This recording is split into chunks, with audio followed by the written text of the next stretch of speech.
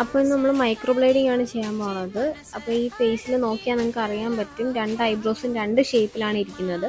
ഒരു ഐബ്രോ ഒന്ന് പൊങ്ങിയിട്ടും ഒരു ഐബ്രോ ഒന്ന് താന്നിട്ടുമാണ് ഇരിക്കുന്നത്. അപ്പോൾ നമ്മൾ ഈ രണ്ട് ഐബ്രോയും ഈക്വൽ ആക്കാൻ പോവുകയാണ്. അതായത് റൈറ്റ് സൈഡിൽ പൊങ്ങിയിട്ടുള്ള ഐബ്രോയെ പോലെ തന്നെ ലെഫ്റ്റ് സൈഡ് നമ്മൾ ആക്കാനാണ് പോകുന്നത്. അപ്പോൾ ഇന്ന് നമ്മളിനി മാപ്പിംഗ് എല്ലാം ചെയ്തതിന് ശേഷം നോക്കാം. പിന്നെ ക്ലയൻസിനുള്ളൊരു ഡൗട്ടാണ്, മൈക്രോ ബ്ലേഡിംഗ് ചെയ്ത് കഴിഞ്ഞാൽ ഒരു ആർട്ടിഫിഷ്യൽ ലുക്ക് തോന്നുന്നു, ഒരു റെഫറൻസ് പിക്കൊക്കെ കാണിച്ചിട്ട് മൈക്രോ ബ്ലേഡിംഗ് ഇതുപോലെ ചെയ്തെടുക്കാൻ പറ്റുമോ എന്നൊക്കെ ഒരുപാട് പേര് ചോദിക്കാറുണ്ട്. മൈക്രോ ബ്ലേഡിംഗ് എന്ന് പറയുന്ന ഒരു ടെക്നിക്ക് തന്നെ നമ്മളൊരു നാച്ചുറൽ ലുക്ക് ഐബ്രോസിൽ കൊണ്ടുവരാൻ വേണ്ടിയിട്ടാണ്. അപ്പം നമ്മൾ ഈ ടെക്നിക്ക് യൂസ് ചെയ്താൽ ഒരിക്കലും ഒരു ആർട്ടിഫിഷ്യൽ ലുക്ക് കിട്ടില്ല. കാരണം എന്ന് വെച്ചാൽ നമ്മൾ ഹെയർ ലൈൻസ് വരയ്ക്കുന്നതുകൊണ്ട് തന്നെ കുറേ കൂടെ നാച്ചുറൽ ആയിട്ടുള്ള ഒരു ലുക്കേ നമുക്ക് ഐബ്രോയ്ക്ക് ഫീൽ ചെയ്യുള്ളൂ. പിന്നെ മൈക്രോ ബ്ലേഡിംഗ് ചെയ്തിട്ട് ഒരു 14 ദിവസം നമുക്ക് ഹീലിംഗ് സ്റ്റേജസ് ആണ്. അപ്പോൾ ഈ 14 ദിവസം നമ്മൾ ഐബ്രോ പല പല സ്റ്റേജസിലായിരിക്കും. അതായത് ഫസ്റ്റ് 3 to 5 ഡേയ്സ് കുറച്ച് ഡാർക്കായിട്ടായിരിക്കും ഇരിക്കുന്നത്.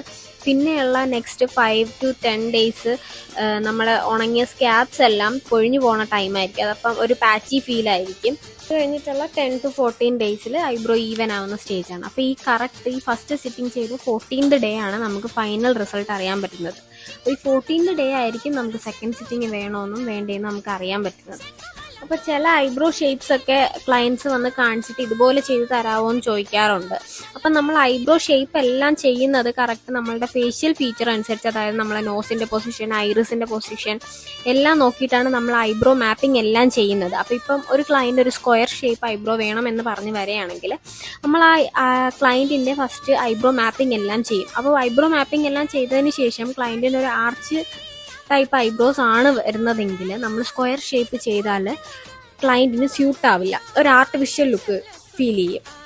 അപ്പം അതേപോലെ തന്നെ ഓരോ ക്ലയൻറ്റിനും ഓരോ ടൈപ്പ് ഐബ്രോ ഷേപ്സ് ഉണ്ട്. അപ്പോൾ അത് നമ്മൾ ഐബ്രോ മാപ്പിംഗ് വഴി ചെയ്തിട്ട് ആ സെയിം ഷേപ്പ് യൂസ് ചെയ്യുന്നതായിരിക്കും കുറച്ചുകൂടെ ബെറ്റർ.